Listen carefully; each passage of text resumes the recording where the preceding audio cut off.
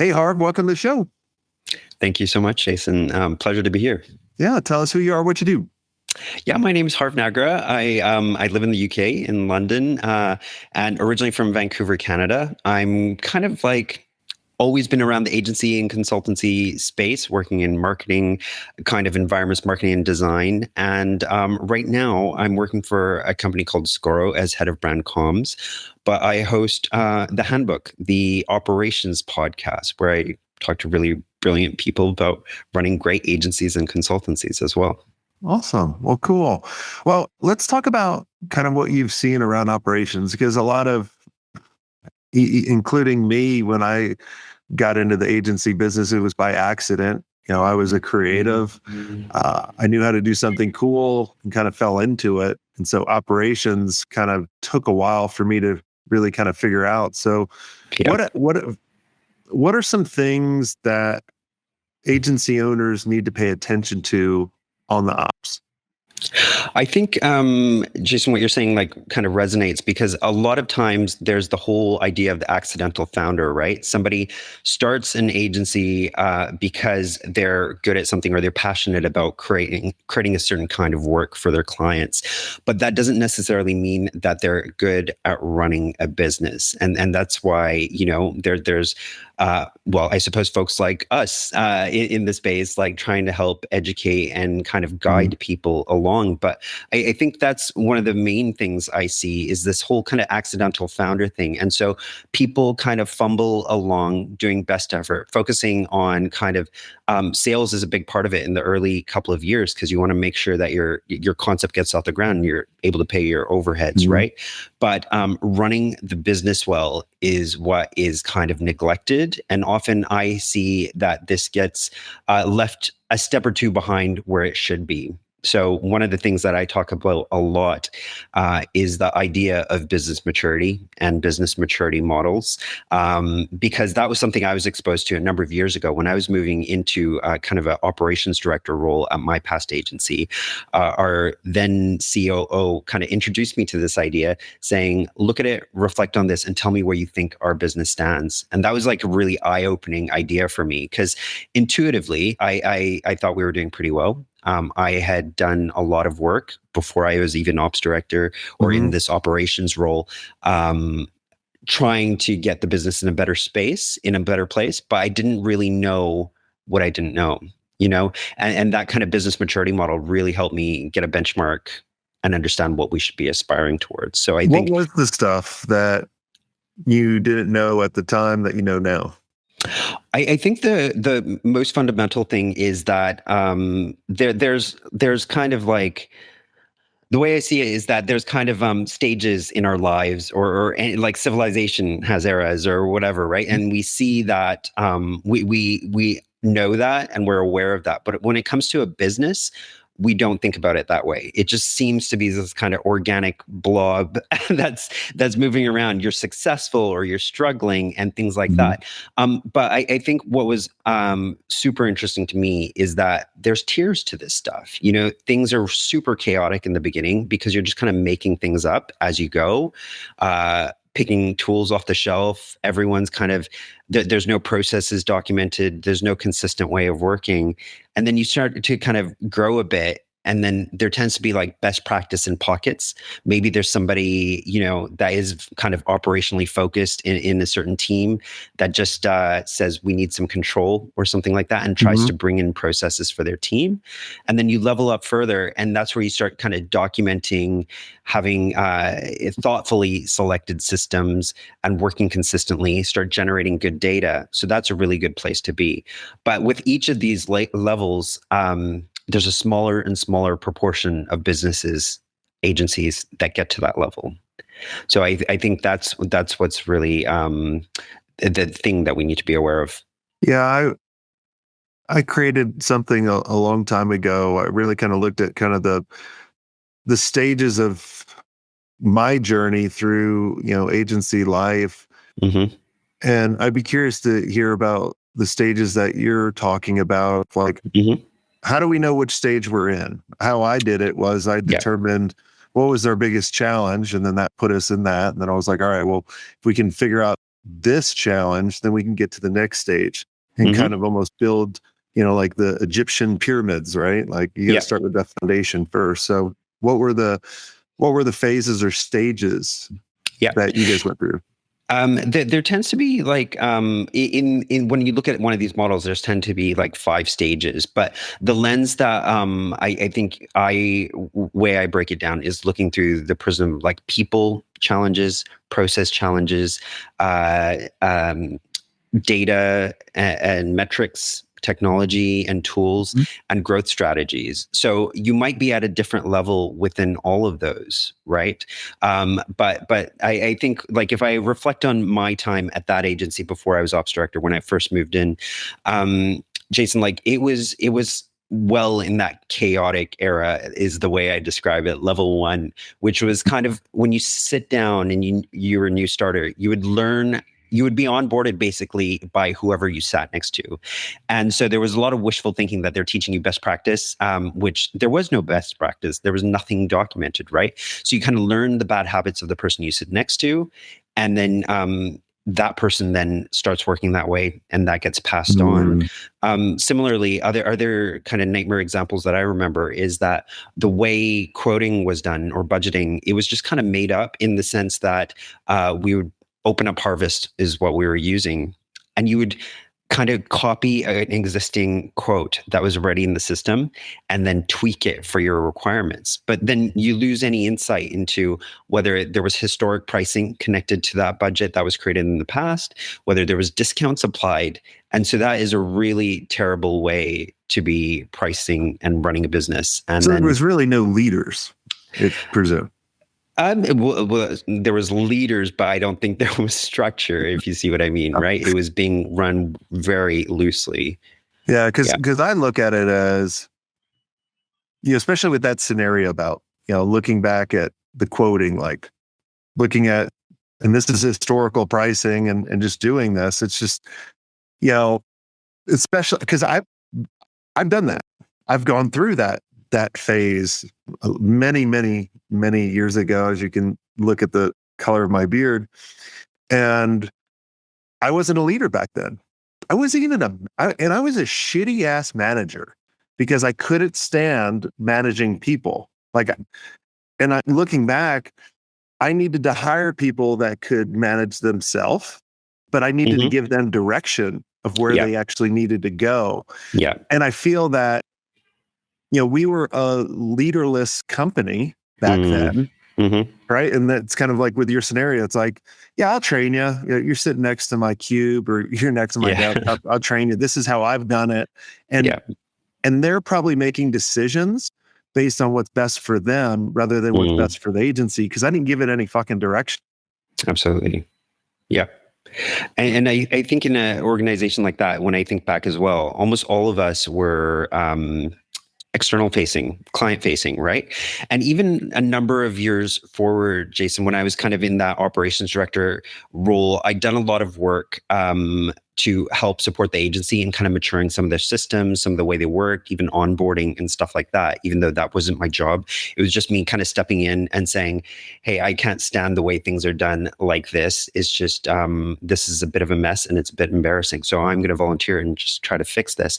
But there came a point, and I think it was just pre-COVID in that organization, where a lot of the senior leaders that we had in the business that were responsible for digital or client services or creative, whatever it was, having almost like an intervention with the two co-founders, saying that all of us are juggling multiple roles. We're responsible for our teams and for also delivery, but we're also juggling internal roles. Like I'm a part-time ops. The creative director is part-time marketing and so on. So we can't just run an organization without having more dedicated resources that are there to make make sure the foundations are strong and running optimally. Yeah. Well, and it just takes time, right? Like it goes back to what I was saying, kind of my origin story is I was an accidental agency owner. I was fired from every single job I've ever had. Hmm. And so I just didn't know what I didn't know. And it's easy looking back now, but people just go through that. So, you know, for the ones listening, if you're at that point where you really haven't given direction to your team, like that North Star, Yeah. that's the first, that's really kind of gaining that clarity of where you're going, who you want to go after, what you're actually offering. That's kind of the first phase that I see. What's kind of the next phase or stage that you guys went through? From that point, I think that was already like where I'm mentioning this kind of like intervention happened to many people. Mhm. That was already, we'd already had a leap in maturity. And one of those leaps came when we moved on from just having kind of like we had multiple entities. That's something I didn't mention. And each of those entities was working very differently as well. So at the end of the year, like, reporting was done or budgets presented and we looked at how we performed across the group, but everyone was working very differently. So a number of years prior to that kind of COVID intervention, we had a finance director come in. So it went from just like kind of a bookkeeper, just trying to make sure things are invoiced, to a finance director coming in and looking at things and saying, okay, this is a mess and we need to mature the way we work. So that's where I started working very closely with her, and we kind of scrapped the way we were working in terms of the systems we were using. We brought in a more kind of consolidated platform, and for the first time in the organization, wrote kind of documented processes in terms of this is our point of view on how a budget is created and how you then turn it into a project. And that, you're going to have to raise purchase orders. And by the way, this is what a purchase order is because you've never created one before and what the value of that is. And also, you're going to have to track time because that was done very kind of willy-nilly. So there was a huge maturity exercise that went into that process. And after we went through that, the change process is complex in itself, but it went really, really well. That was a huge leap in maturity. And then once this kind of intervention thing happened, I think the co-founders took the point. They ended up hiring kind of an interim COO to come in and kind of audit the operations and stuff like that. And the work we did in the next 18 months was really transformative to kind of get it into future ready, if that makes sense. Yeah, I mean, I was chatting with someone not too long ago at an event I spoke at, and they were like, "Man, I got to scale." I'm like, "Well, are you ready to scale?" Like they wanted to buy an agency. I was like, "I don't. Tell me a little bit more." And by like asking all these questions, like they weren't ready to scale. And I was like, "Well, how much profit are you making?" "Ah, not much." And they started to get a hold of kind of the finances, right? Like really understand, are they losing money on clients? And they had maybe 25% of their clients they were losing money on. I'm like, well, I don't understand. It was, well, but they're paying the salary of our team. Yeah. And I'm like, but you're losing money. Like it doesn't make any sense. And, to get that snapshot, I look back at before we were tracking time, I thought we were making profit on all of our clients. When we started tracking time, I was losing money on 60% of our engagements. Yeah. 60%. It's not surprising, right? Right. Like, and we were profitable too on, as a business. So when I got a look at that, I was like, man, what's broken? It's my pricing. And then a lot of people say from there, they're like, all right, well, your pricing's broken, but how do I get clients that will actually pay that price? I'm like, well, the pricing is just an indicator. Your sales pipeline, your positioning, your marketing, your sales, that's the real broken thing that we need to focus on. And when we did that, then that's when the agency really started taking off. And going to your last point about bringing in like an operations person, right? Like now you can focus on scope creep. You can focus on, where are the profit leaks, in the agency, that we can actually fix. And then I feel like you have that foundation that you can, take it wherever you want. Absolutely. Yeah. After you guys brought in kind of the interim COO, what's kind of the next phase? We talked about, gaining clarity, really kind of getting a hold of, the finances, like, are we making money? Are we losing money? That kind of stuff. And now about operations, what's the next two levels that you saw? I think the next one was really kind of so we were already working fairly consistently, but what we needed to do was our data was not in a great spot, right? So we had brought in a better system, but it was still a bit archaic and reporting was still difficult and that kind of thing. So we did decide to kind of upgrade our tech stack. So there was a few things that were necessary. Again, there was that big work from home thing that was happening at the time because we were all in lockdown and so on. So kind of changing the way we communicate and being offline, well, ready for work from home.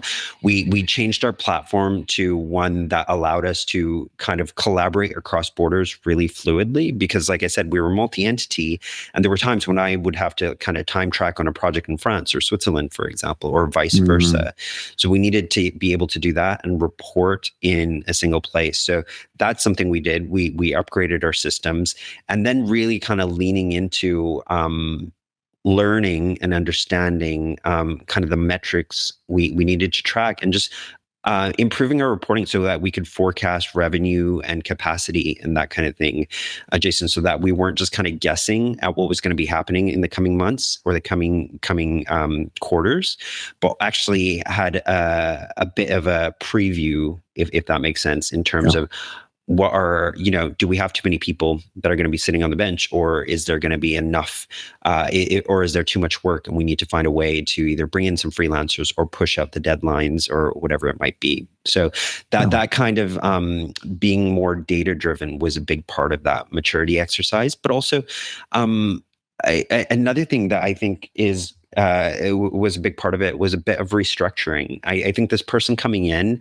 had a very was quite experienced and very business orientated. I don't know if there's probably a better way of saying what I want to say, but just being a little bit more less removing some of the emotion from the decision making, and just saying, just because this person's been there since the beginning doesn't mean that they are suitable, the right person in that right seat for the next 10 years. So there was some difficult decisions that were made, but ultimately that led to us being a little bit leaner and structured in a better way. It's tough, right? Like we build our babies, and we treat the agency as our baby, which is a mistake, right? Like because I went through this when I sold my agency. I felt like I sold my identity, and I felt like well, who am I? Like I was an agency owner for 12 years for the first agency, and I was like that was me, like. But I didn't realize until I went to a stupid Tony Robbins event and walked on fire and did that stupid shit. And I was like, oh, wait, I'm creative, I'm innovative, and that kind of stuff. And it actually helped.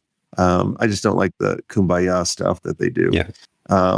But getting rid of some of the people that started with you is tough, right? Because you kind of treat them as, family, close friends. And even like I even had a business partner that the business outgrew. You just got to realize that you constantly need to grow. That's what I realized. It was kind of like, who do I need to bring in, but who do I actually need to become, was a big mind shift, a big pivot for me of going, who do I need to become in order to get us to where we need to be, versus I think a lot of agency leaders and owners, they feel like, I've taken it this far, I have no clue how to get to the next level. And then that's when they want to sell, or they turn it over to someone else, or they bring in, God forbid, a CEO from a big agency that is used to 1,000 resources, and they're not resourceful, and then they blow up the agency, right? Like I've seen it 1,000 times. That's fun. No, totally. What you're saying reminds me of, I read a book a couple years ago by the co-founders of Netflix. I think it was called No Rules Rules. Netflix and the culture of something or other, the culture of reinvention. And I think one thing that always I remember from that book was saying it's a mistake to say that the people that work for you are family. And there's a tendency sometimes to say that we're like a family, but that's not how it should be. You should see it like almost like a sports team, where players you might outgrow them, they might outgrow you, and they need to be swapped for someone that's more suited for your organization at that time. So saying that you're a family is a mistake in that sense. Yeah. I mean, it's like if you're into, baseball or football or whatever it is. And Mm-hmm. one person's just, they're getting up there in age and they're not as fast as they need to score, goals or touchdowns or whatever. Yeah. Well, maybe they should be the coach. Like, Mm-hmm. what kind of position can I put them in where they could actually be successful and then the business be successful? And sometimes it is a hard decision. You got to say, thank you for this and let me set you up, Yeah. going forward and you take care of that person. But, and they'll be happier because if Totally. they're the ones being the anchor, take Yeah. it from someone that's always been fired from every single job. Like, Mm-hmm. it was the best thing. I wasn't happy at these jobs, Mm-hmm. but my thing was I'm not a quitter. Mm-hmm. So they had to fire me and then I was free because now I wasn't a quitter. I was just a shitty employee. And then I could go do my own stuff. So, Mm-hmm. but fun. Well, awesome, man. Well, Harv, I really do appreciate you coming on the show and sharing this with us. And for everyone listening, we created an amazing AI software that acts as your AI CFO. Mm-hmm. So, kind of going back to what Harv was saying about kind of the stage 2, right? Getting your finances in order. What AskQuick.ai does is connect into QuickBooks and make sense of your data and gives you suggestions. You can ask it questions. Where is my revenue going? Who am I paying the most expenses to? Who are my most profitable clients? Can I actually afford this? Ask it questions. It will give you advice. So make sure you go there, try it out for 7 days for free. Go to askquick.ai. And until next time, have a swank day. I hope you enjoyed this content. If you want more content like this, make sure you click on the link on the screen or check out your most popular podcast platform where the full episode is there. And until next time, have a swank day. What are you doing? Go check it out. Click on the link. I'll see you soon.